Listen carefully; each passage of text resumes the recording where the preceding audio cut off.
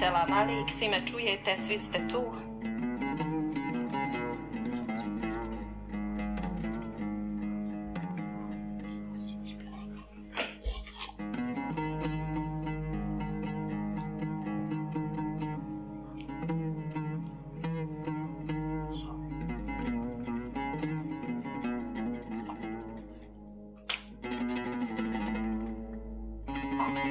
Selam alik, Majde Efendi, jeste li tu? Tu sam. Ja vas ne vidim. Evo samo da vidim. Je li vam kamera uključena? Jeste. Ok.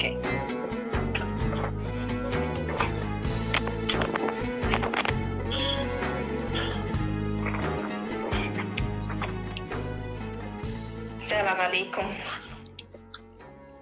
Alejkum selam. Mislim da smo evo dobili poprilično gledalca, pa ćemo početi ako Bog da s našim večerašnjim uvodnim dijelom. Zahvala pripada Allahu Đelešanuhu, koji pokreće različite procese na zemlji i u svemiru, kao i u nama samima. A rezultate tih procesa čovjek ponekad odmah vidi, a ponekad potrebno mu je i više vremena. Ovo je mreža mladih dijaspori. Jedan svojevrsni proces pokrenut Allahovom voljom kroz projekat Islamske zajednice Bosne i Hercegovine sa ciljem da okupi i međusobno upozna bošnjačku omladinu širom svijeta. Stoga mi je zadovoljstvo da ovom prilikom uputim selame i pozdrave u čak i najudaljenije krajeve svijeta. S obzirom da nas prati omladina na skoro svim kontinentima. Sva ova vanredna situacija koja je uzdrmala cjelokupnu ljudsku rasu stavila je i nas pod jednu vrstu pritiska. Evo prvi put nalazimo se u ulozi voditelja jedne online emisije. Nemojte nam zamjeriti ako je došlo do nekih tehničkih problema.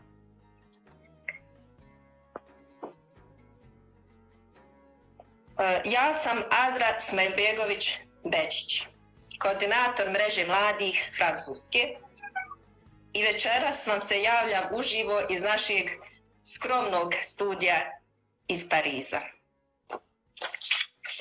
Kada spomenemo procese u kojima pritisak ima značajnu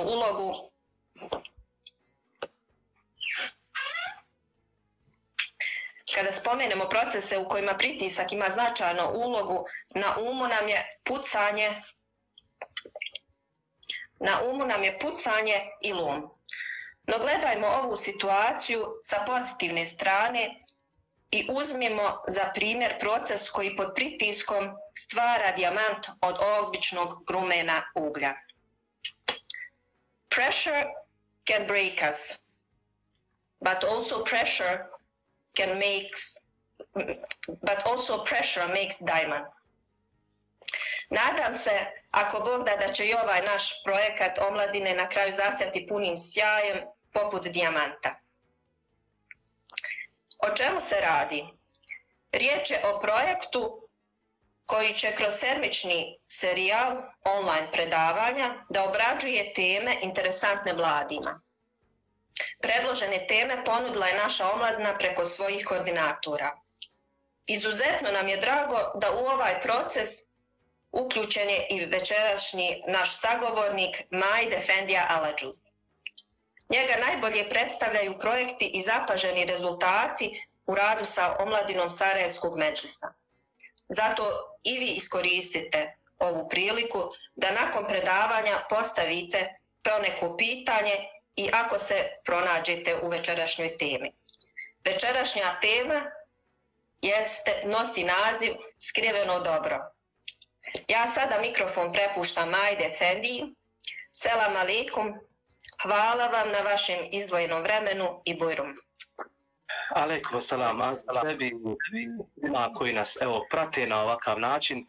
Nakon zahvale Allahu Đelešanuhu još jednom zahvaljujem se vama svim koordinatorima mreže mlade dijaspore, ne bi da posebno selamim, osim tebe što vidim, ostali nas prate iz raznih zemalja, raznih država nas prate, dakle koordinatori koji su evo na ovakav način uvezani. Želim da vam čestitam i da vam se zahvalim što ste pokrenuli ovako jedan projekat lijep, što ste pozvali mene da budem jedan od vaših gostiju. Doista mi je čast da se sa vama družim i čast mi da se na ovakav način dakle umrežavamo. I evo također drago mi je da Mreža mladih je, evo da kažem slobodno ovako, na mreži iskorištava dakle mrežu ovu koju dakle imamo, tehniku i tehnologiju, pa eto i taj naziv Mreže mladih oslikava upravo dakle bitnost da koristimo, dakle vi mladinci najviše da koristite dakle upravo mreže dakle društvene, da ih koristite, da ih na ovakav način upotrebljavate i doista mi dakle zadovoljstvo i čast što mogu biti dakle upravo dio te vaše ekipe.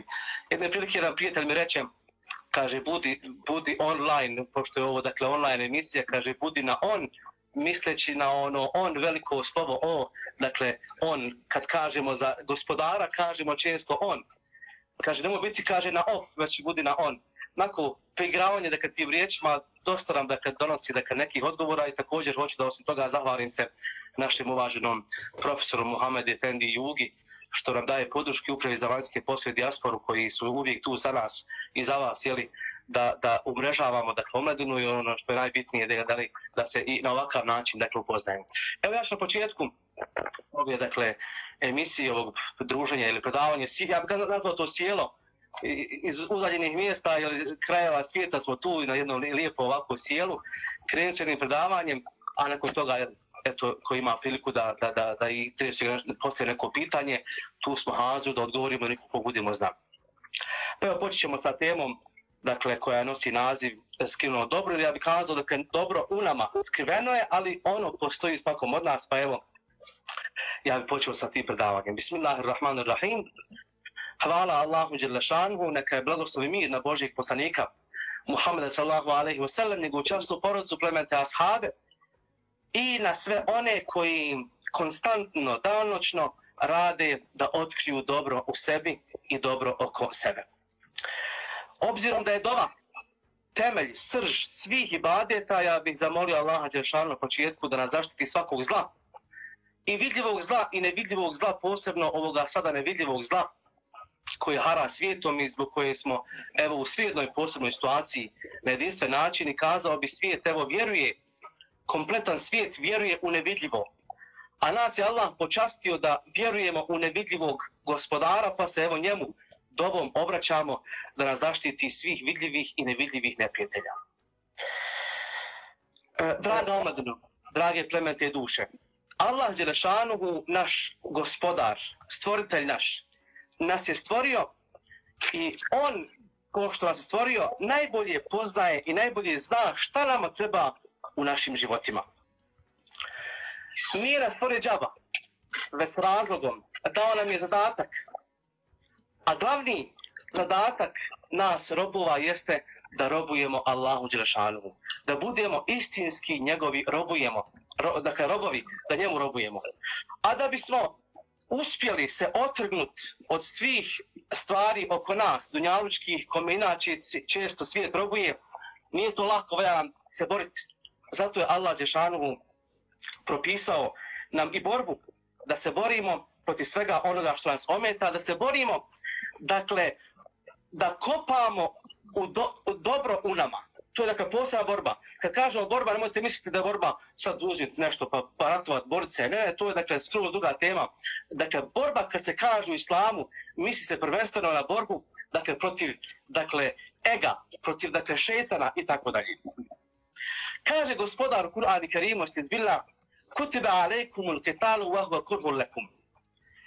Kaže, propisuje on se borba, kaže Allah, uvehva kurhu lekum, mada vam nije po volji. Nije vam borba draga. Ne volite baš ni borbu. Wasa en tekrehu še'en wahuwa khairun lekum. Možda nešto volite, odnosno možda nešto ne volite, mrsko vam je, nije vam drago, a po vas može to biti hajr. Može biti dobro. Wasa en tuhibbu še'en wahuwa šarrun lekum, kaže gospodar, a možda nešto volite, a to može po vas biti loše. Izvršava ajet Wallahu ja'lemu wa entum la ta'lamun, kaže gospodar, Allah zna, a vi ne znate. Dakle, draga braćo i sestre, omladino draga, ovo stanje u kom se nalazimo, jel da nije nam baš drago, nije nam baš jednostavno, tu smo nekako u nekoj neizvjesnosti, jer ne znamo šta, kako, tu smo u kućama, desilo se nešto, jel neopisivo, neočekivano i tako dalje. Dakle, stvorila se neka neizvjesnost u našim srcima. Neka vrsta, kazao bi, straha. Želim sebi vas da posjetim na hadis poslanika, ali sram, jedne prilike on svojim ashabima, kada su bili baš u takvom stanju neke neizvjesnosti, kaže on njima ovako stavio ruku na srce i kaže im, takva hahuna. Izvjesnosti, kaže poslanik sram ovdje. Ova riječ takva se prevodi kao bogobojaznost, svijest od Allaha dželešanu, ali se prevodi kao izvjesnost. Dakle, ona je u nama. Dakle, i baš je lijepo što je ova tema, dakle, tragajmo, dakle, u skrivenom u nama. U svakom insanu postoji ta svijest, postoji ta izvjesnost, ali valja tragati. Kad se pojavi ta neizvjesnost, taj neki strah, zapamti, malo rovi po sebi. To dobra, ta izvjesnost je u svakom insanu, dakle, zakopana. Tu je ona.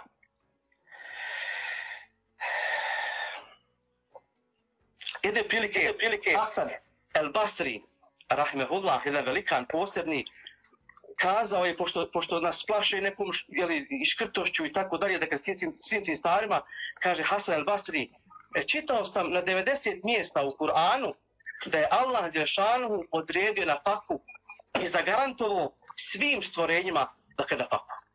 Na 90 mjesta. A čitao sam u Kur'anu samo na jednom mjestu rečenicu, šetan vas plaši neimaštinom. Pa kaže, kome ćemo vjerovati? Onome koji govori istinu. I 90 puta je kazao, garant vam je na faka. Dakle, budite ubijeđeni. Ili šeitanu koji Allah spominje, evo na jedan put u Kur'anu, gdje on kaže, dakle, plaši vas neimaštinom. Draga omladino, gdje mi vidimo uzor u životu? Da vidimo, gdje vidimo uzor u životu? Imamo dvije strane. Da slušamo, dakle, gospodara, nevidivi svijet, meleke, ono što nam Allah šalje, i vamo šeitan koji ulijeva, dakle, tu neizvjesnost, taj strah i tako dalje. A nama je uzor, stvari, dakle, u Božijem poslaniku Muhammedu sallallahu alejhi ve sellem. U njegovom životu je uzor. I kada posmatramo ovu situaciju u kojoj smo se evo našli, dakle, čitav svijet se našao u toj jednoj specifičnoj situaciji, hajde, pošto nam je on uzor, da vidimo da li je on kada bio u nekim od tih situacija. Sjetimo se, dakle, da je poslanik alejselam kao mladić bio, dakle, posebno poštovan, dakle, od svog naroda.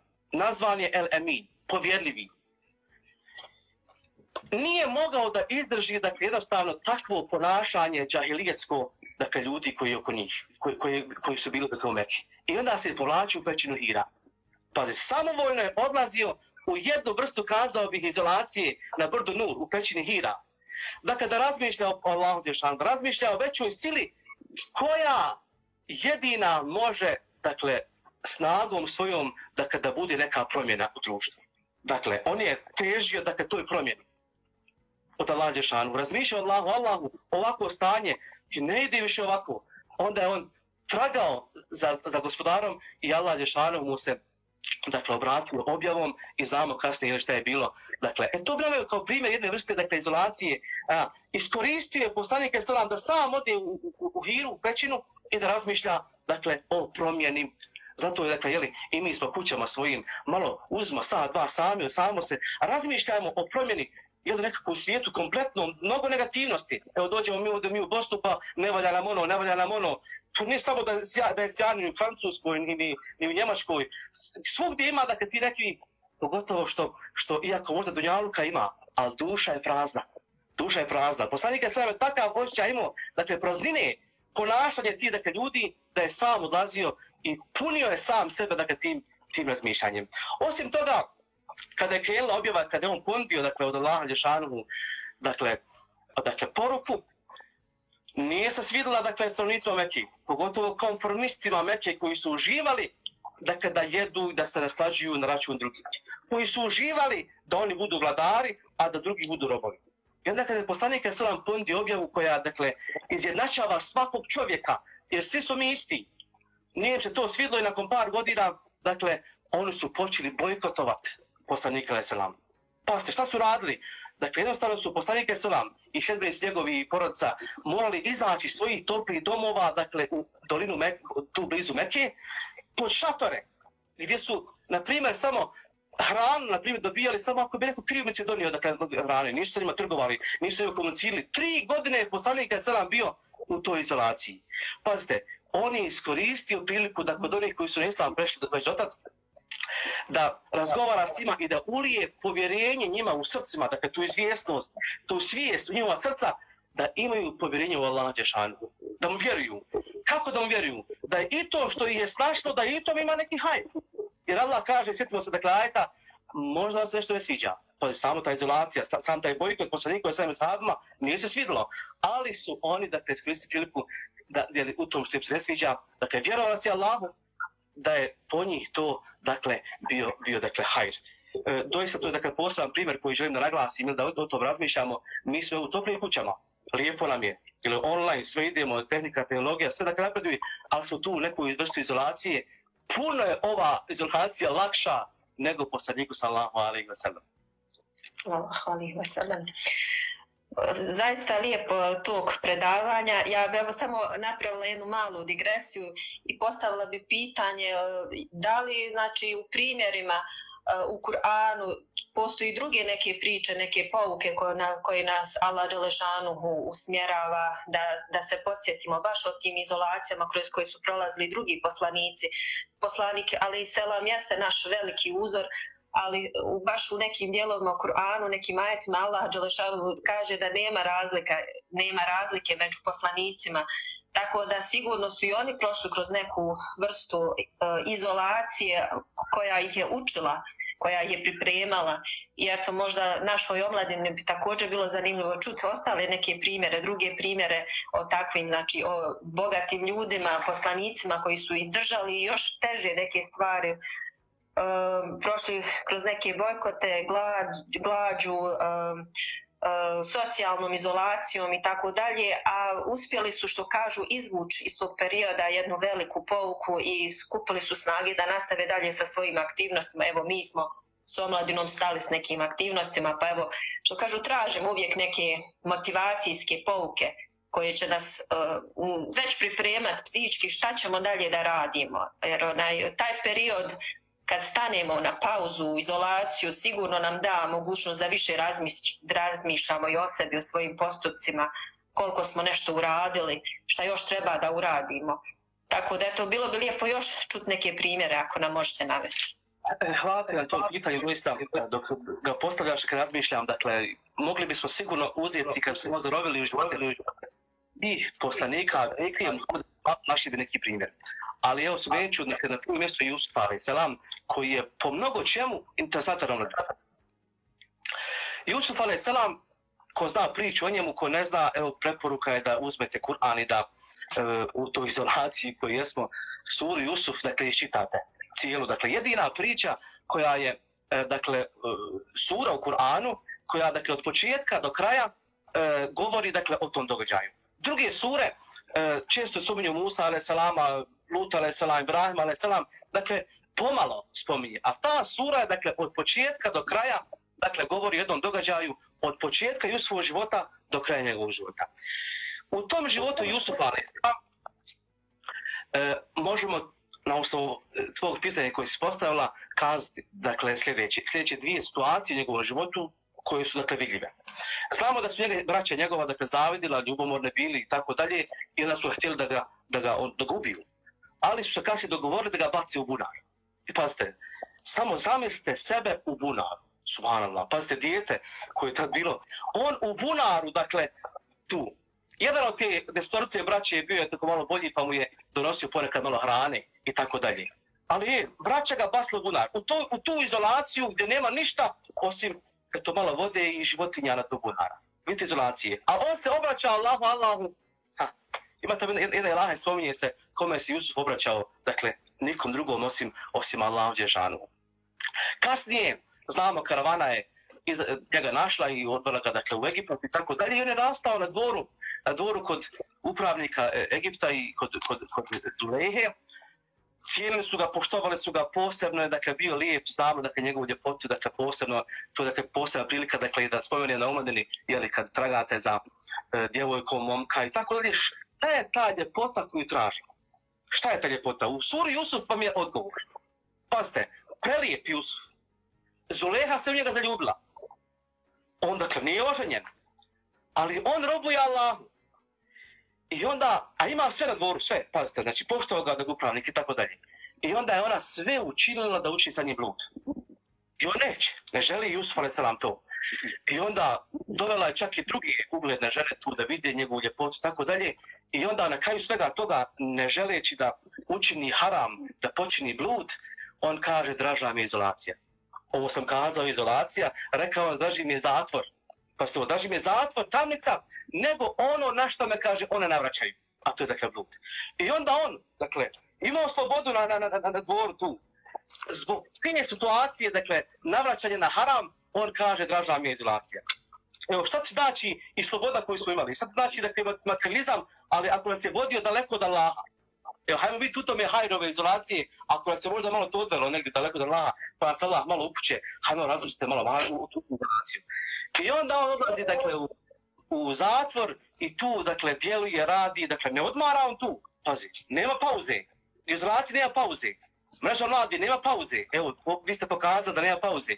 Šta je radio došao u toj izolaciji kad je došao? Odmah je, dakle, organizovao zatvorenike, posjetili su, dakle, taj zatvor i odmah su, dakle, živjeli, imali ugođaj. U zatvoru su, ali su takav ugođaj imali. I onda je on njih pozivao polako i Allah mu tu spušta, dakle, da tumači snove, spušta mu, dakle, objavu da je on poslanik, da to obznani njima. I onda kasnije, događaj, kad su na dvojica, kad je sam protumačio, i onda on iz zatvora, dakle, nakon opet godina, poslije, direktno iz zatvora, tog izolacije, odlazi na dvor da bude upravnik kod, dakle, kod tadašnjeg faraona. Pazite, dao mu, dakle, resor ekonomije mu dao.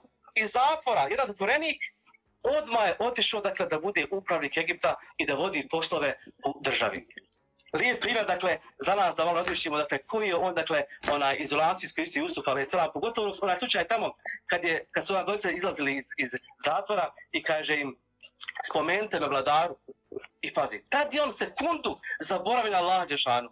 Kasnije je toliko plako što je zaboravio na Allaha Đelešanu. Jer sam trenutak zaborava, njemu je najveći grijeh činio. I onda je, jeli, on tim plaćem, odnosno posvećivanjem Allaha Đelešanu, jeli, zaslužio da dobije takvu poziciju.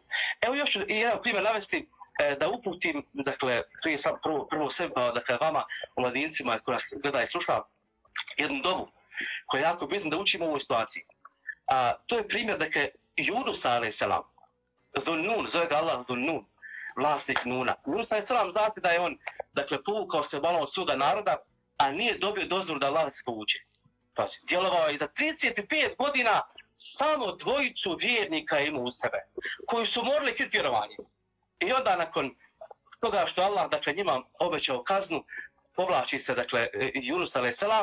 i, dakle, kasnije, kako se spominje, dakle, predajama, kit ga je progutao na jednom moru i, pazite, on u ribi, u kitu, pazite, te izolacije, da budeš u ribi, u kitu i onda on shvata da je u stvari pogriješio, da se povuku od svoga naroda, dakle, a nije dobio dozvolu da Allah Đelešanu, uči dovu koja glasi ovako. Upamtimo u dovu, ako je ne znamo. La ilaha illa ente, subhaneke inni kuntu minel zalimin. A znači u prevodu, nema Boga osim ti, Allah. Subhaneke, slavljene si ti. Inni kuntu minel zalimin. Doista ja sam sam sebi, prema sebi sam ja zulum učinio. Prema sebi sam nepravedan bio. Dakle, on iz te ribe snagom, dakle, veze sa Allahom i tom dovom, kasnije Allah Đelešanu naređuje ribi, dakle, izbaci ga, pazite. Kakva god da je izolacija, daće nam Allah slobodu ako se budemo vezivali za njega i učili, dakle, ove dove koje nas vezuju za gospodarstvo svjetova. Evo za kraj, hoću samo da podijelim još jednu stvar jako bitnu, a to je, možemo kazati, da se nekako svijet našao u problemu. Jednoj vrsti problema. Hajde da mi razumijemo što je to problem. Pazi, kad sam saznao šta znači problem, drugi sam skroz pristup imao prema problemu u životu. Pazite, problem je grčkog porijekla, sama riječ, dakle je grčka riječ, a kad se prevede na bosanski jezik, znači nešto ispred tebe, a ne znaš šta je. Pazite ovo. Čisto mi kaže ovdje, imam problem. Nemoj kazati imam problem. Znaš, nemoj ga prisvajati sebi. Problem je, vidi, nešto ispred nas, nije tu u nama već ispred nas. Dakle, možemo kazati da problem nije ni u problemu. Problem nije ni u tebi, ni u meni, ni u onome što mi kažemo, on je problem. Znaš, niti je problem bilo čemu. Šta kažemo, neće problem, dakle, nešto što Allah šalje sa zadatkom. Nešto ispred nas, a ne znamo šta je. Pazite, ako budemo učili Kur'an, budemo se posvetili Kur'anu, jer u Kur'anu sve postoji, kaže Ibn Abbas, kada bi uzdeo deve i izgubio, kaže, ja bi našao u Kur'anu. Dakle, sve u Kur'anu, svaki odgovor. Evo za ovo Jusufa, kada malo spominjali smo, kaže Allah u suri Jusuf, su vam odgovori na svako vaše pitanje. A samo taj događaj je odgovor na sva pitanja. A pogotovo cijeli Kur'an, dakle, tu su odgovori. Pazite, problem je, dakle, nešto tu koje dolazi. Kaže poslanik selam ashabima, kaže, valove problema dočekajte s dovom. Pazi ovo. Valove problema koji idu, dakle vidi on ih opisuje da nisu oni tu, već dolaze. Dočekajte ih, primite ih nekim dočekom. Kaže sa dovom, o Allah, ovo znači što si nam dao u kušnju, ti Allahu znaš zbog čega je ovo, pa nam ti pomozi i tako dalje. Ili da hajmo razumiti ovi isto mladinci, hajde svi studijate nešto na fakultetu, hajmo razumiti dakle, da je problem poput jedne vrste ispita na fakultetu. Evo, sam se fakultet upisao, pa si sam dakle, predaš tamo prijevu da položiš ispit neki, jel ne? Ali i koliko god da naučiš, opet pred sam ispit malo osjećaš dozu, jel da nelagode, kako će biti ispit, jel ne? Tamo kad dođeš, tako dalje. Ako si naučio, ideš lakše, položiš ispit. Ali zamisli kako je išli ispit, a ne znaš ništa o njemu. To je problem. Problem kad mi nešto ispred nas, a ne znamo dakle šta je. Ako se budemo posvijetili i nije dakle učenju, i nije džaba prva riječ u Kur'anu bila ikre. Pa ste ovo, ikre bismi rabbike, uči u ime svog gospodara koji stvara. Što? Da bi lakše probleme rješavali. Ovo razumijevanje problema mi je dalo snage da drugačije skroz. Dolazi problem, Allah, ti znaš šta je ovo. Allah, u tebi se obraćam i dakle na tebe se oslanjam. Neki uvodni dio još bih završio sa kratkim komentarom ajeta koji su spomenuli, da ga još jednom podcrtamo i da uzmemo dakle onu pouku, možda se vama nešto ne sviđa, a ono je po vas hajr. Pazite, nađu u jednom komentaru da riječ šej'un znači dakle nešto, odnosno da to nešto se odnosi na Allaha dželešanu. Da riječ nešto je ime Allaha dželešanu, opis njegov, šej'un dželle dželaluhu. Paži, nešto je Allah. Kažu komentatori da postoji nešto stvoreno, ovo nešto oko nas, i nešto nestvoreno. Dakle, Allah dželešanu. Pa sad ovaj ajet kao glasi. Kaže, možda vam se nešto desi, a vama se to ne sviđa, kažu komentatori. Pošto je Kur'an objavljen, da se ovo odnosi nešto na islam. Ljudima se islam ne sviđa, pošto islam naređuje dakle, borbu, naređuje dakle, da se posvećuju, naređuje dakle, mnogo dakle, stvari i onda egu, nefsku, dakle, se islam baš blago i ne sviđa. Blago onima kome se islam sviđa. O mladincu kome se islam sviđa, to je, pa kaže Allah, možda vam se nešto ne sviđa, islam, a ono je po vas dobro. Dalje kaže, možda vam se kad nešto sviđa, volite dunjaluk, pošto je nešto i dunjaluk, od dakle stvorenog, dunjaluk, ovo, pare, pozicija, tehnika, tehnologija, vlast, ovo, ono, dakle sve što je vezano za materijalno. Kaže Allah, možda vam se nešto sviđa, a ono po vas može biti loše. Dakle, ako te nešto od dunjaluka odvrati od Allaha dželešanuhu, ono po vas može biti loše, a sviđa ti se od dunjaluka. Ono, svaš si stekao i sviđa se, ugodno je dunjalukom, ali ako te taj dunjaluk odvratio od Allaha dželešanuhu, onda to po vas, kaže Allah, može biti loše. Allah zna, a ne znate. Evo, to su neke dakle, riječi za početak, dakle, u samom dijelu predavanja koje sam želio samo da podijelim. I imajte, omladino, povjerenje u Allaha dželešanu. Pazite, ova situacija u kojoj jesmo, dakle, sve je to sa Allahovim izdanjem. Imajte povjerenja da je to neki hajr. Da je to iz mudrosti Allaha dželešanu što nam se ovo desilo, a vidjet ćemo kasnije kad završi šta je. Evo vidite i ovo samo predavanje, Allah zna kad bi ovako se družili. Jeste, mašala, hvala vam puno, Majde Efendija. Zaista fine pouke smo večeras poslušali od vas, fini savjeta smo dobili. Evo mene baš kad ste pričali o Jusuf alejhi selam kako je znači očistio u zatvoru taj prostor, pozvao te svoje prijatelje na mohabet, dao im posavjetovao ih. Nekako me i to podsjeća na ovo večerašnje naše druženje, na to što kažu i mi smo pripremili svoje kuće, svoje stanove, očistili neki taj, napravili sebi malo prijatniji ambijent. Evo i proljeće nam je fino nastuplo, sunčano nam je, bez obzira što smo u izolaciji, ne možemo da izađemo. Vrlo je taj važan, jel da napravi taj lijep, ugodan ambijent kad je ovako, kad je ova situacija. Pored znači tog nekog znanja koje treba da tražimo, da učimo Kur'an, da ibadetimo, da razgovaramo sa svojim bližnjima, da ih kontaktiramo, evo da budemo aktivno na mrežama i da prenesemo neke lijepe pouke, poruke. Također je lijepo isto da napravimo jedan fin ambijent oko nas. Kakav ambijent pravi omladina kod vas u Sarajevu, u Hadžićima, kako oni podnose u izolaciju?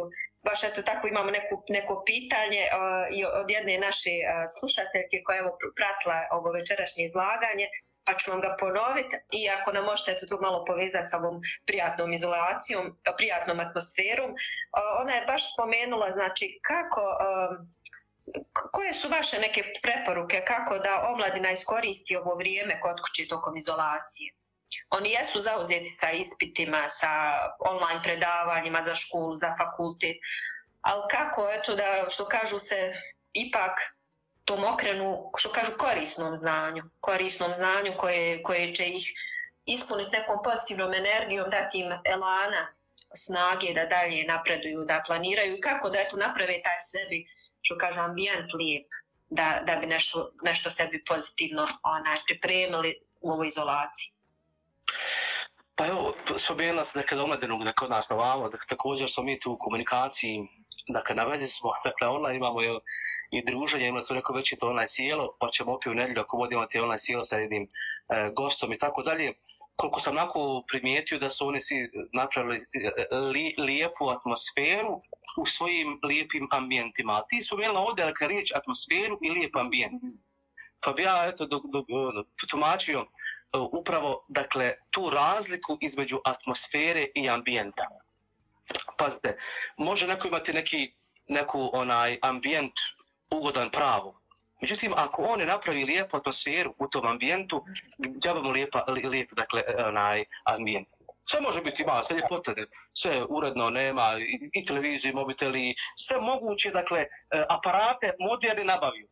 Međutim, ako se on svađa u kući sa ukućanima, to je problem.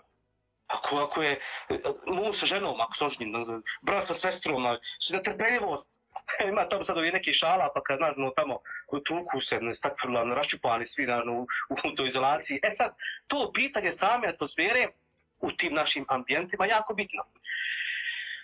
Pokazat će nam riječ, kao što je bilo malo pretumačili smo riječ problem, da je grčkog porijekla, također i sama atmosfera je riječ grčkog porijekla. I to od dvije riječi. Atm i sfera. Atmosfera. Atm je dah kojim dišemo, a sfera je krug. Pazimo, sfera je krug. Što bi mi kazali, jeli, na bosanskom jeziku dahokrug. Pazi. Ukoliko mi pričamo lijepe riječi, jer svaka riječ ide iz naših usta, kreće kroz naš dah, svaka riječ. Makar i ne pričali, mi razmišljamo, ali dišemo. Je tako? Pričali i ne pričali, dakle mi dišemo. Kako dišemo? Da li sa lijepim mislima i sa lijepim riječima? To je dakle dah takav. A sfera je krug. A mi u taj krug ispuštamo te naše dahove. Ispuštamo te riječi. Ispuštamo i misli. Ali vidljivo je, jel da? Isto kao što korona sada, jel da? Niko je ne vidi, a ne prete svijetu. A vidiš li, ne vidiš. ja sam, misla mi naumpala jedna, svijet je dokazuje svijet da vjeruje u nevidljivo. Pokazuje da može vjerovati u Allaha. Dakle, svaki je sposoban, evo vjerujete u Allaha, čim vjeruješ da postoji korona koju ne vidiš, tako da ne postoje nevjernici. Za mene ne postoje nevjernici. Da vjeruju da postoji nevidljiva korona u kojoj se čuva i tako dalje. Dakle, misao, ako je dobra i ti dišeš, puni se taj krug kod tebe lijepim stvarima. A ako je misao ružna, ako su riječi ružne, ako u tim mislima, u tim riječima nema gospodara, nema zikrullaha, nema salavata, evo, pisala si me, dakle, preporuku šta da učinu. Salavati su jako bitni. Salavati. Najkraći salavat je Allahumma salli ala Muhammedu wa ala ali Muhammed. Ima razne salavata još koji su preporuka, ako neko dakle, ima dakle, još da dostupnu knjigu ili malo googlajte malo, dakle mreže su pune, dakle, mnogi dakle, lijepi stvari i čak i salavata razni koji dakle, učite salavate, jer u salavatima je dakle, mi na taj način jačamo vezu sa poslanikom alejselam. A samim zikrullahom, dakle spominjem Allaha dželešanu, jačamo vezu sa Allahom. Zato kad na početku kazao online, dakle budi na on, budi s tom vezom uvezan. I šta god da radiš, ako čitaš knjigu, Kur'an, dakle prije svega, ili neku drugu knjigu, pazi, svaka knjiga je korisna. Baš jedan slušatelj pita koje knjige nam preporučujete da čitamo dok smo u kući. Evo, vi imamo veliki izbor biblioteke za vas, pa sigurno nam možete dati jedan savjet. Mnogo ima knjiga, ja sam upravo našao jednu knjigu koju čitam, zove se Vizija Islama, to je jedna nova knjiga koja objašnjava doista na jedan specifičan način, objašnjava hadis poslanika alejselam. Tamo znate kada je Džibril alejselam došao kod poslanika alejselam u liku čovjeka i pita ga, o Božji poslaniče, kaže, šta je to islam? A onda poslanik sam kaže, islam je izvojiš šehadet, 5 vakata namaza, zekat, post, hadž. Kaže, istinu su rekao. Kasnije ga pitao šta je to iman, a onda mu kaže poslanik alejselam, iman je da vjerujemo Allaha, meleke, knjige, poslanike, sudnji dan i određenje. Kaže, rekao si, kaže istinu. A šta je to ihsan? Kaže, to je da vjerujemo Allaha kao da ga vidimo, jer ako mi njega ne vidimo, on nas sigurno vidi. To je dakle ihsan. I čitava ta knjiga govori dakle o tom hadisu, dakle na jedan specifičan način, pa eto preporuka je ta knjiga ukoliko se može naći tamo. Naravno postoji dakle i drugi dakle knjiga koji su dakle sad ne upada nešto posebno, ali možete dakle salavate koje sam dakle spomenuo, mnogo imate divnih knjiga koje tumači hadise. Pazi, svaki dan jedan hadis, evo svaki dan kad jedan hadis pročito, svaki dan kad jedan kuranski ajet, samo jedan pročitaš i malo o njemu razmišljaš. Jer kaže poslanik alejselam, sahat razmišljanja o Allahu dželešanuhu je vrijednije nego 60 godina ibadeta. 60 godina da zikr činiš, nešto učiš, tako dalje. Sahat vremena posvećen dakle, razmišljanju je vrijednije od toga. Eto, dakle, bilo koja knjiga koja vam naleti za ruku, dakle, budi kod vas kvalitetno razmišljanje, vezu sa većom silom, sa Allahom, je sigurno pozitivna knjiga koju možete da iskoristite. Evo baš smo imali jedno zanimljivo pitanje vezano za pripreme za Ramazan u izolaciji, a prije toga ću samo odgovoriti. Jedan slušatelj pitao kada je naredna emisija. Sljedeća emisija je znači sljedeći četvrtak, isto svaki četvrtak će biti ovako u 8 sati. Javljanje će biti iz različitih studija sa različitim koordinatorima, tako da putujte eto s nama. Večeras iz Pariza se javljamo, a sljedeći put vidjet ćemo čija je odgovornost i uloga koji koordinator će odgovoriti na taj izazov, što kažu. A vama znači pitanje kako se pripremiti za Ramazan u izolaciji. I evo da znači, pošaljem selame svim ovima koji nam uporno šalju selame. Mašala, imamo selama od svakuda, iz Švicarske, iz Austrije, iz Hadžića, iz Sarajeva, iz Sandžaka, iz Italije, naravno. Vidim da nas se stvarno puno omladne večeras prati, pa hvala vam svima što ste tu s nama. Selam aleikum isto. I Bujro Majde Efendija, znači pripreme za Ramazan u toku izolacije, jer ulazimo, što kažu, u posljednje neke dane ušli smo znači u ovaj mjesec prije Ramazana, tako da sigurno imamo neke etape koje trebamo da uradimo, kroz koje treba da prođemo da bi lijepo ušli u Ramazan. S obzirom da ovaj Ramazan može nam se lako desiti da budemo u izolaciji, da ne budemo baš provodili onako kako smo do sad svi provodili sa našim, znači u našim džematima, na zajedničkim iftarima i tako dalje. Ali eto da idemo sa nekom, što kažu, finom pripremom i čak i u Ramazanu da nešto pozitivno planiramo ako Bog da. Svako djelo koje radimo jako je bitna priprema. Sve, dakle, posebno, dakle, Ramazan je specifičan termin u toku jedne godine, kazao bih jedna godišnja inventura svakog od nas. Pazite, evo šta kad neko se bavi trgovinom, šta on uradi da mu trgovina napravi. Godišnja inventura mu je dakle jako bitna, da sve da račune i tako dalje. I naravno, dakle, sama ta priprema je jako bitna da bi kvalitetno uradili tu inventuru. Jako bitno. Zato je Allah dao 2 mjeseca prije Ramazana, koja je također posebna, i stari naši su to govorili da se to zove, dakle, mjeseci koji se znači poste malo više, učajluci, dakle mjeseci Redžep i Šaban, i u njima je Allah dao da budu 3 odabrane Mubarek noći. Pa evo kroz te noći ću potumačiti, dakle, otprilike šta bi priprema bila za Ramazan. Jer u Ramazanu, kao što znamo, je 4. Mubarek noć, kada se ne zna baš tačno kad je, kaže poslanik kad sam tražite 27. noć ili 25. ili nepar noći Ramazana, to ili kadr. A ove 3 noći, da preispitamo kod sebe, dakle, neke stvari kako bi popravili te stvari kod sebe i ušli spremni Ramazan. A to su, prije svega, prva noć je bila Lejle i Regaib na početku Redžeba mjeseca, kao poruka da preispitamo svoju želju. To je noć želja. Često sam ja kao dijete razumijevao to da kad dođe ta noć, noć želja, hajde već sada uči dove i želi ovo, želi ono i tako dalje. Dakle, naravno da uvijek Allah prima dove. Kad god proučiš dove, da kad tu Allah ti prima tvoju želju. Ono što ti želiš. I jako bitno je pitanje šta želiš. Zato je prva ta noć bila, dakle, da preispitamo svoju želju. A šta mi to stvarno želimo? Zatim Lejle i Mirađ, pa ću kasnije kazati neke konkretne stvari, ali da tumačim, dakle, jako bitno ovo je, dakle, unutrašnje neke stvari. Lejle i Mirađ je noć kada je poslanik alejselam putovao u više nebeske sfere. I pazite, u jednoj knjizi sam pročitao, kaže, jedini propis koji je, zbog kojeg je poslanik alejselam otišao, donio ga, a nije mu spušten, a to je namaz. Pazi, sve Allah spušta objavu, dobio je poslanika sam objavu, dakle, na zemlju dok je hodao sa ashabima, kroz snove i tako dalje, razne, dakle, vrsta, dakle, načina ima, dakle, primanja objave. A namaz je specifičan, poslanik, ali selam je otišao na Mirađ da tu posebnu stvar, dakle, on donese. Dakle, da prispitamo svoj namaz. A sama riječ namaz na arapskom jeziku kaže salat, a to znači veza. Dakle, veza sa Allahom dželešanu. Da vidimo, dakle, kakva nam je želja. Kad nju prispitamo, onda ćemo kroz tu želju, dakle, ojačiti vezu.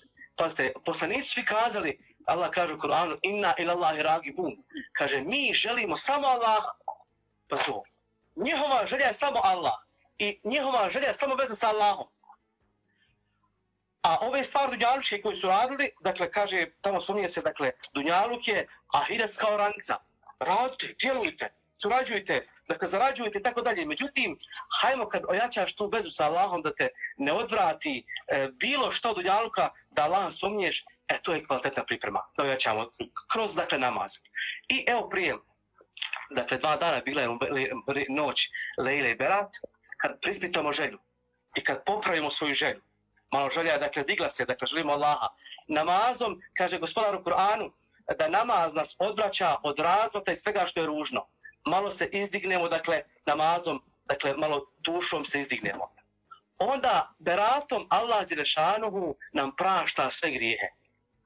Ova noć berat je, kaže, čišćenje od svih grijeha. Tamo se ona spominje, kaže jedan velikan, da je berat kefaret za cijelu godinu. Da je dan petak kefaret, dakle, otkup od grijeha za jednu heftu. a berat dakle cijelu godinu. I onda kada oproštenih grijeha dočekamo Ramazan, to je dakle nešto neopisivo. A konkretne stvari koje su bitno da ih radimo sada, ko je voljan da isposti koji dan, to je jako bitno. Poslanik selam je vrlo često postio u mjesecu Šabanu i u Redžebu, više se posvećivao dakle namazu, dobrovoljnim namazima, ili oni 5 vakata namaza koje klanjamo, to je dakle ono što je farz, ali je dakle više klanjao na namaze da bi dakle, to spremnije dočekao. I evo samo stvar da završim. Spominje se da je Redžeb mjesec sjetve, pazite ovo, Šaban mjesec da zalijevamo, kopavamo i tako dalje, a Ramazan je mjesec žetve. To je ta priprema. Dakle, što postijemo u Redžebu i Šabanu to kopavamo i zalijevamo, to ćemo požnjeti i u Ramazanu. A kad dočekamo Ramazan, onda je to neopisiva blagodat kada se na kvalitetan način i pripremimo za njega.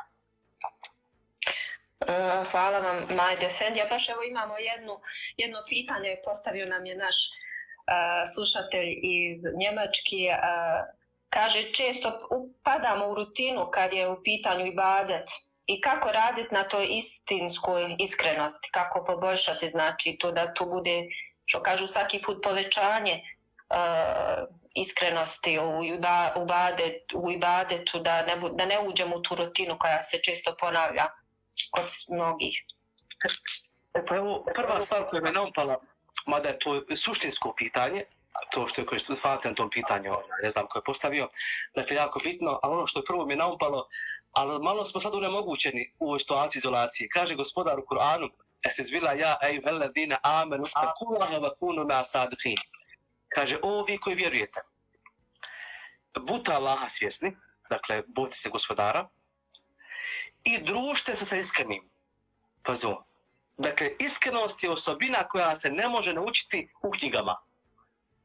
Već se ona, dakle, dobija druženjem sa iskrenim. Pošto ne možemo se družiti, sad smo u situaciji izolacije, ali možemo ovako, možeš zovem telefonom nekoga koga smatraš iskrenim, možeš dakle, od njega dakle, savjet primiti neki, dakle, pomisao na dobrog insana i to je dakle, jako, dakle, jačanje iskrenosti. Samo da pomisliš na njega, kamo da sa njim popričaš. A čim se dakle, u nekim drugim stvarima negativnim iskrenost slabiji. Dakle, jednom sam razmišljao o toj iskrenosti i povezao sam je sa ovim Bluetooth, imao ovdje, prenosiš sa telefona na telefon. Znači, isto kod 2 telefona da imaš, ovdje. Imaš 2 čovjeka i ovaj hoće iskrenost. I ovaj je iskren, ovaj dakle je manje iskren. I dakle, prebaca kao Bluetooth na njemu, dakle, pošto Allah kaže družite sa iskrenima. Eto, sa njim telefonovim, dakle, evo, na taj način je. A iskrenost, ne možeš ti sad kada sebi doći, sad ću biti iskren. A jednostavno, dakle, puno put sam kazao sebi sad ću nešto, ali ne ide mi. Dakle, kad se počne družiti sa iskrenim ljudima, onda se to polako, dakle, prenosi, dakle, jednostavno, ta veza se dakle, jača. Ima jedna izreka, također koja je naumpala, kaže, sa neiskrenim se druži zbog njih, da bi oni postali iskreni, a sa iskrenim se druži zbog sebe. Znači, sa iskrenim se zbog sebe druži, jer da pojačaš iskrenost. A sa neiskrenim se, kaže, druži, nemoj njih napuštati da bi oni hajrovali neku iskrenost koju dakle, ti imaš. Evo, baš hvala Majde Efendija na odgovoru. Ja bih željela samo da vas svi podsjetim da će snimak ove večerašnje emisije biti objavljeni na Instagramu i na Facebooku, možete poslije da pogledate.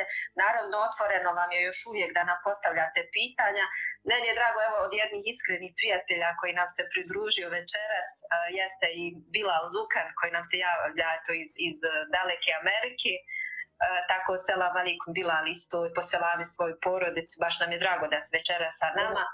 Selam i odbere za mamu Bilala, pošto je Bilal mene neki dan poselami, otkud sam pratio ja njegov live i poselami mi je selam njemu.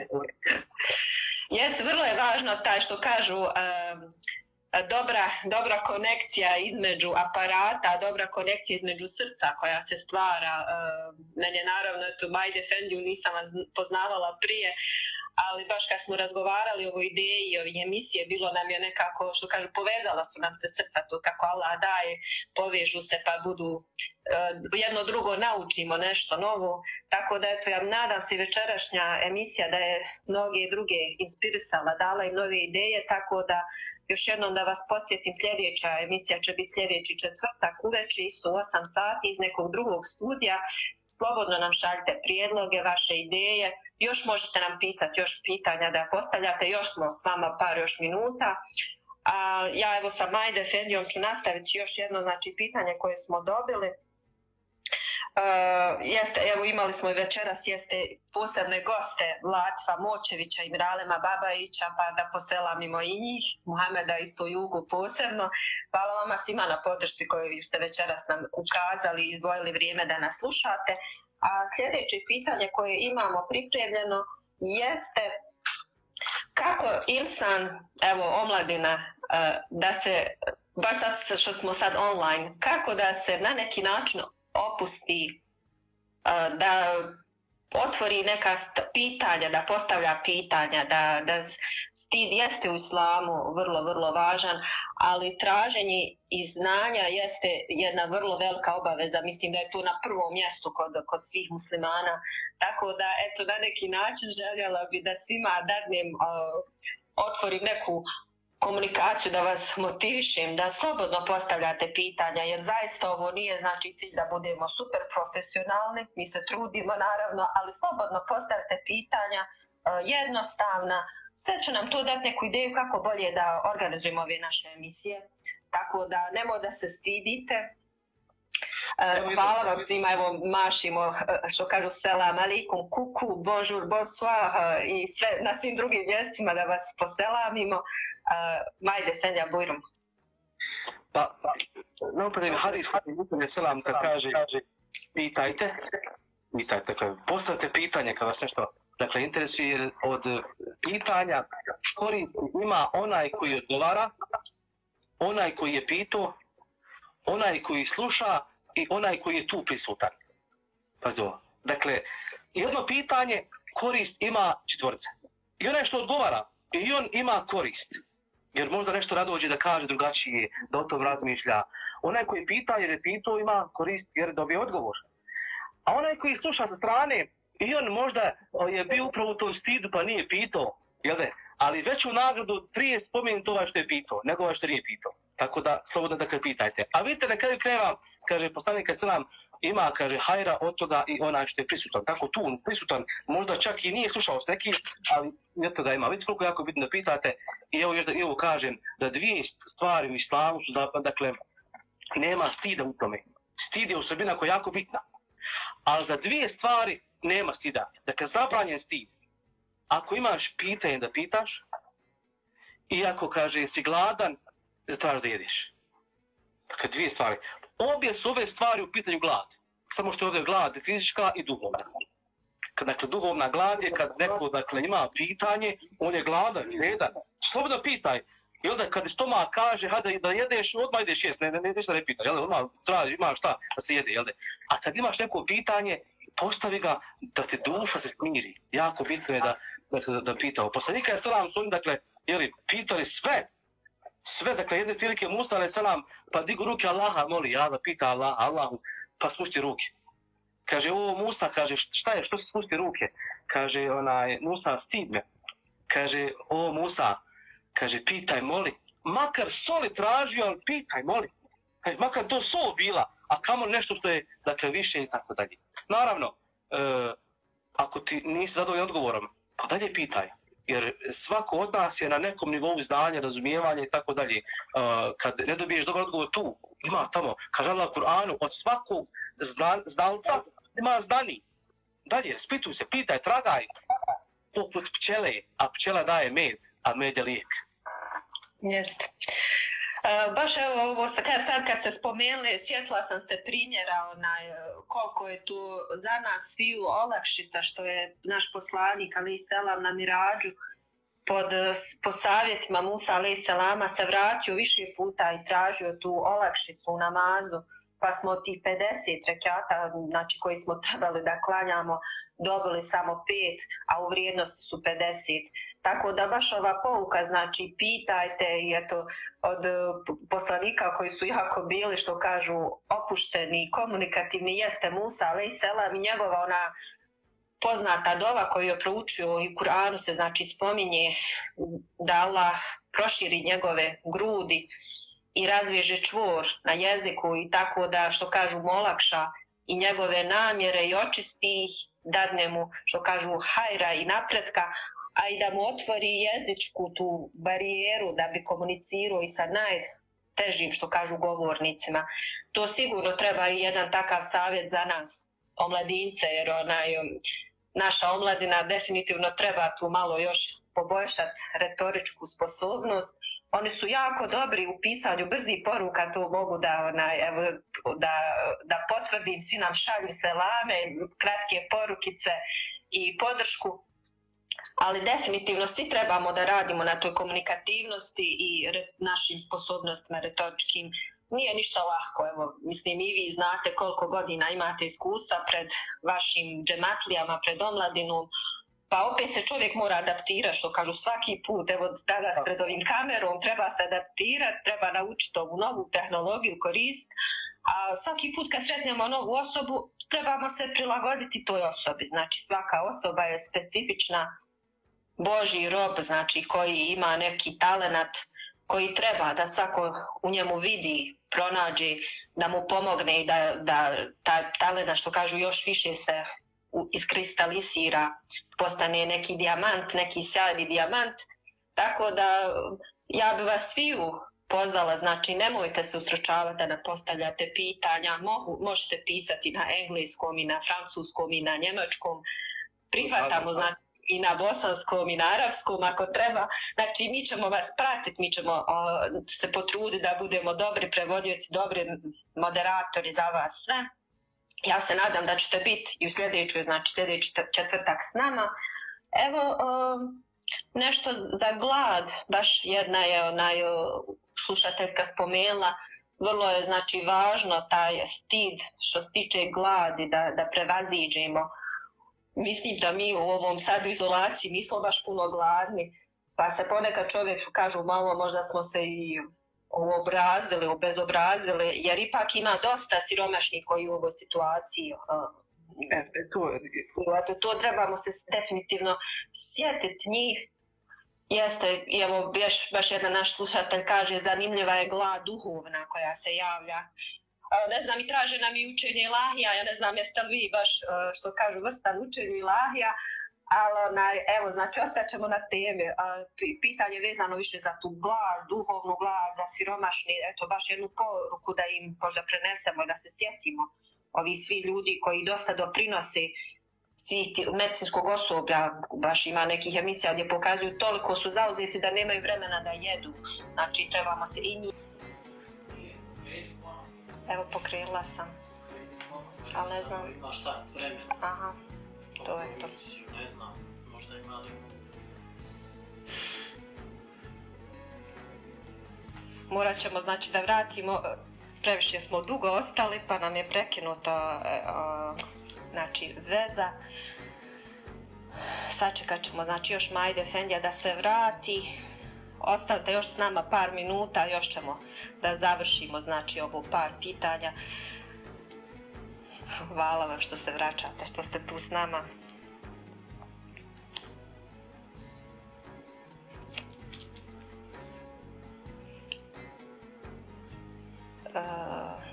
Nadam se sve da je u redu. Ja sam, znači, stavila da se ovaj snimak objavi na live kao na naš story, ali evo samo da, znači, Majde Efendija se vrati.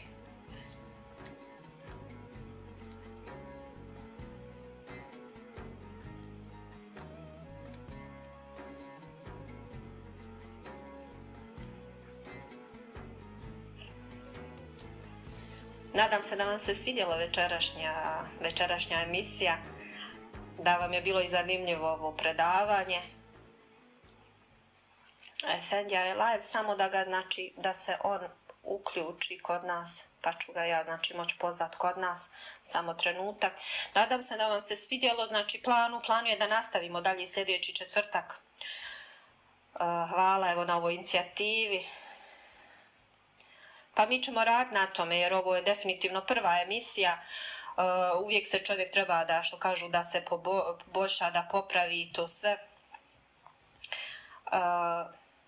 Dok nam se Majde Efendija vrati, ja ću još ponoviti par znači, savjeta koje vam želimo da prenesemo. Ako Bog da, u planu nam je znači da se u planu nam je u sljedeći četvrtak također da održimo predavanje.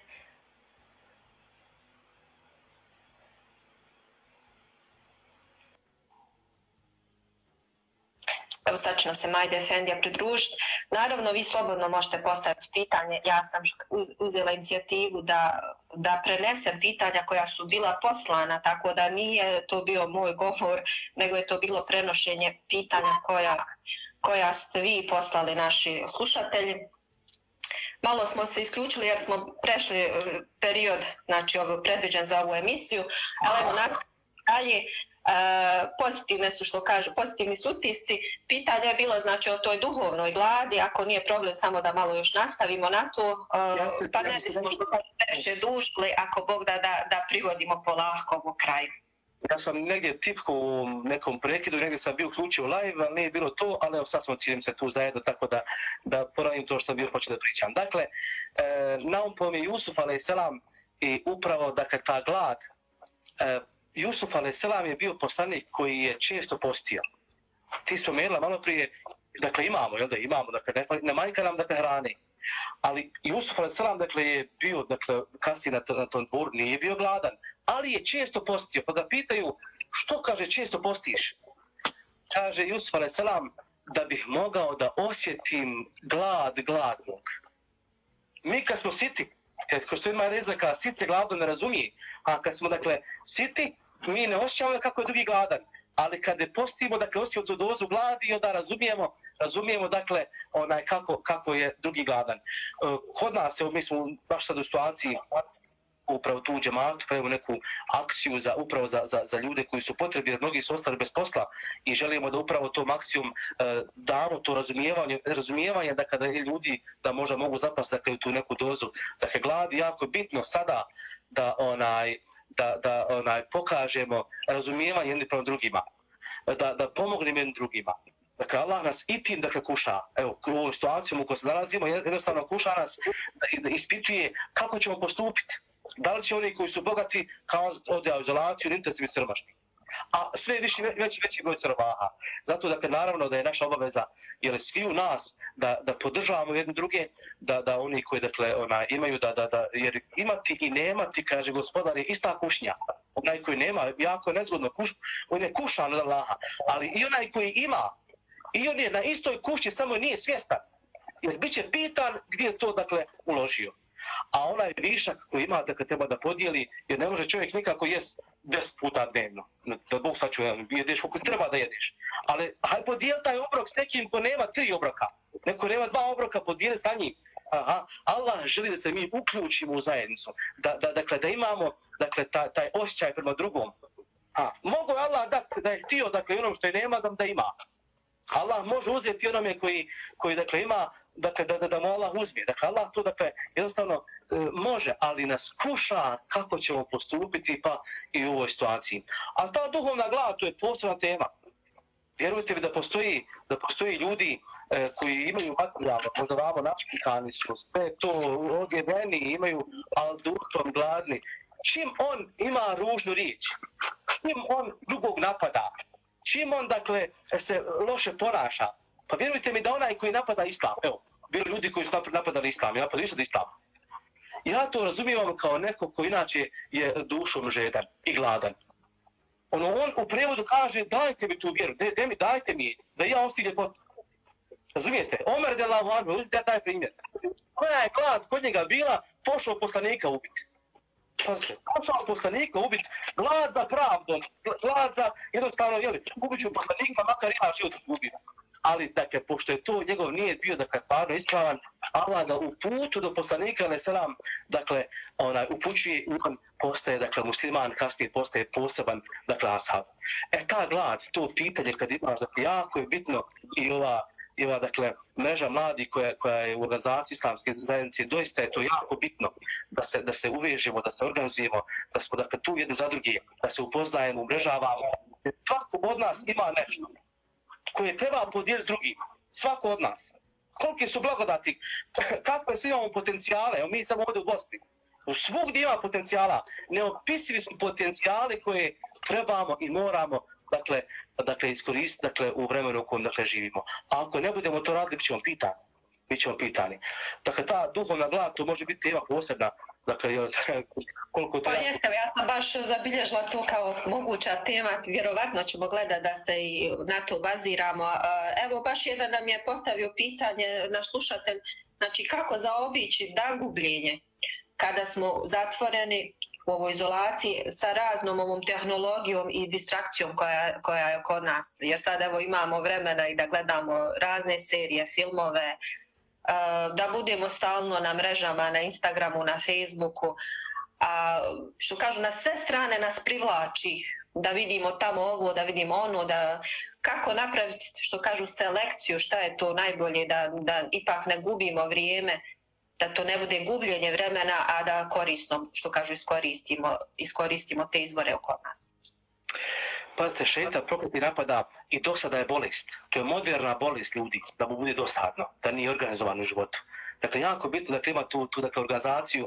Dakle, plan šta danas radiš? Danas ću to, pa to i tako. Naravno, treba iskoristiti priliku i sa porodcom, dakle, surađivati, s djecom, dakle, ko ima djecu, surađivati malo više dodatno.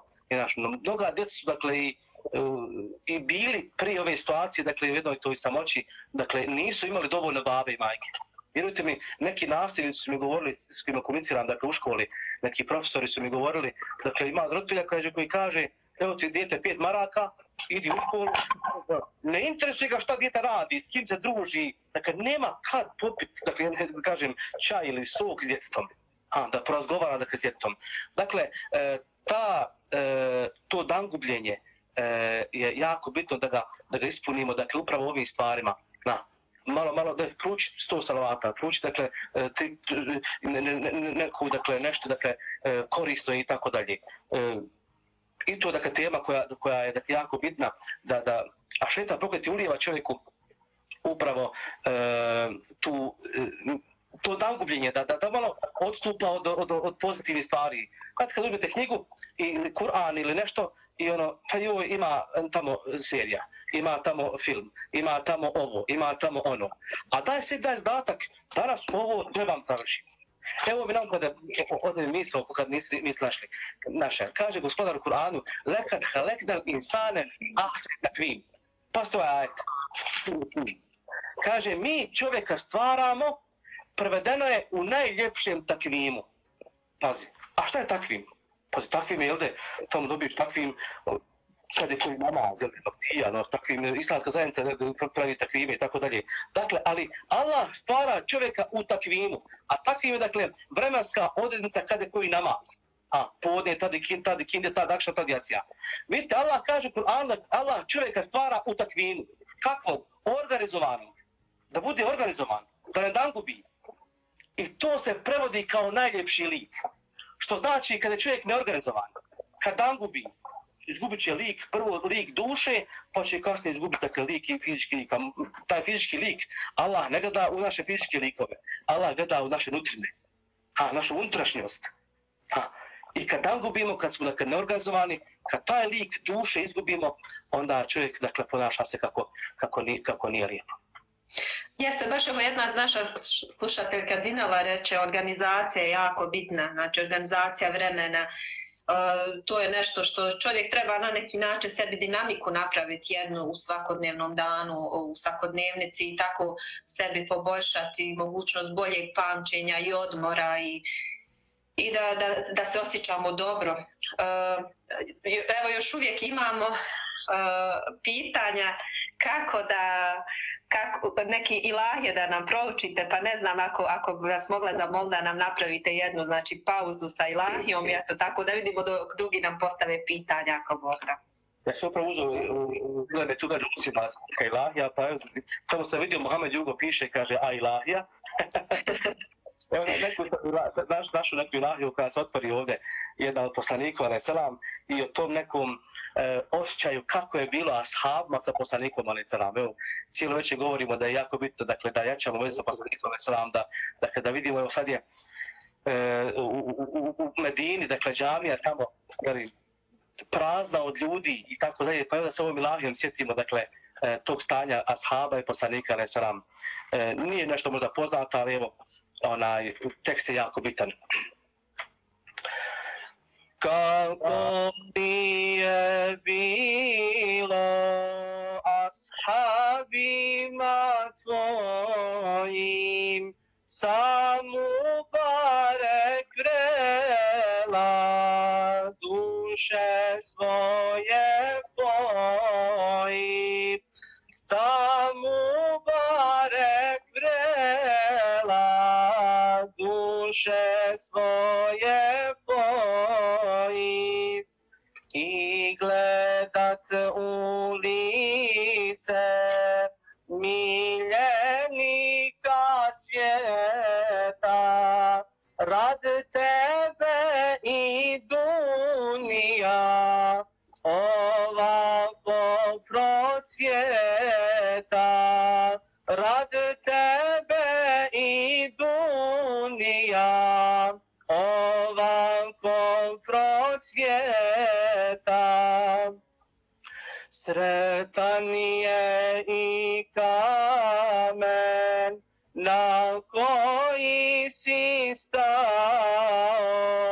svjetlo tvoje tmini pričini je dalo, svjetlo tvoje tmini pričini je dalo. Na mirađu želju tamo jednu zbori, da moj ummet nikad u vatri ne gori, da moj ummet nikad u vatri ne gori. Miris duše tvoje i sad zemlju budim, za tobom i sada vasio namudi, za tobom i sada vasio na žudi. Kolika je ljubav u tvom srcu bila, koliko je mora ona preplavila, koliko je mora ona preplavila. Samo Allah znade koliko te voli, srce moje griješno što o tebi zbori, srce moje griješno što o tebi zbori. Aferim, hvala baš puno Majde Efendija. Evo, mislim da ste upravo primljeni u naš internacionalni hor koji smo u toku da formiramo, tako da vi ćete, pored Muhameda, vi drugi član koji će pristupiti. Naravno, imamo evo i internacionalni hor, znači pridružit će nam se i naši učači ilahija iz Pariza i svi ovi ostali, evo iz Austrije, svi nam se javljaju, svi se žele pridružiti. Hvala stvarno na ovom večerašnjem javljanju, na večerašnjoj emisiji. Nadam se i ostalima da je bilo zanimljivo, da ste uživali s nama, da ste nas pratili od početka. Snimak će naravno biti objavljen poslije na Instagramu i na Facebooku. Nadam se da će ovo sve biti zajedno. Malo smo duže nego predviđeno ostali večeras, ali nadam se da vam je bilo svima korisno i zanimljivo. Evo, nama je bilo zanimljivo. Ako Bog da, očekujte na sljedeći četvrtak.